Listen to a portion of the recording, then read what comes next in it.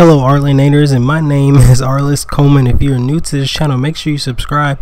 And today's video is about the upcoming Far Cry 5. Far Cry 5 is coming back with the new scenery of Montana, but Far Cry is starting to become a little bit like Call of Duty and Assassin's Creed.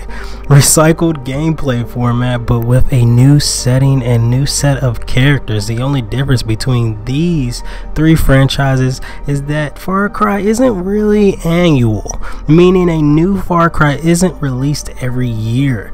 The problem with that is that, Far Cry is really just using the same gameplay mechanics over and over with a new setting, which this game is fun.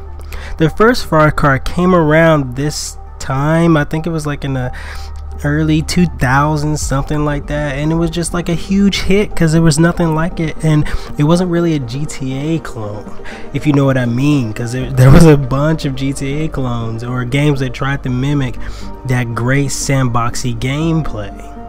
When the first Far Cry came around, and they introduced a beautiful world, good story, and some cool sandbox combat finally something that wasn't a GTA clone and just as fun, just got everyone interested. Don't get me wrong, Far Cry is fun, and I'm not really trying to criticize it. As a matter of fact, my favorite in the series are Far Cry 2, Far Cry Blood Dragon, which was kind of like a DLC, and Far Cry 4 because of its crazy experimentation in terms of what you could do in the game, and just it's overly sadistic villains. And as a matter of fact, the Far Cry series is known for that.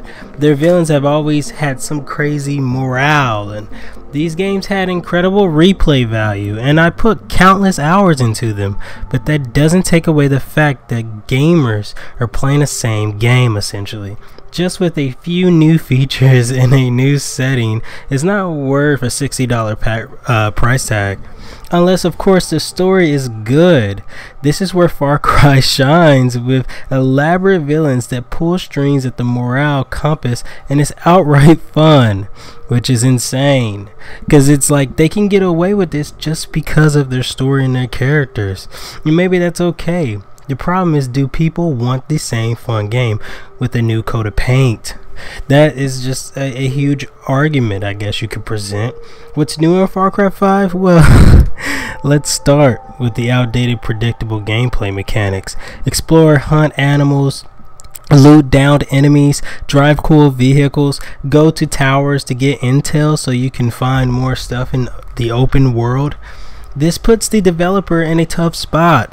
Because of it, it's kind of like, if it ain't broke, don't fix it type mentality. Most game developers don't want to experiment too much on a gameplay perspective, but it can also hinder innovative gameplay mechanics. What's new in Far Cry? It's not really holding your hand as much in this new one, which is cool. Whatever happens, happens. As you engage with the world, it adds some unpredictability, which is a good first step in this newest entry. I don't know. I will be playing Far Cry 5 on this channel when it is finally released, posting my full walkthrough, then posting my review and telling you if you should buy it.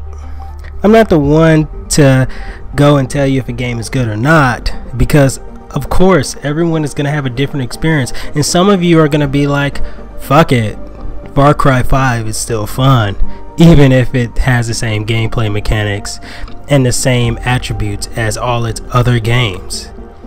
The thing is, ask yourself, how long will that last?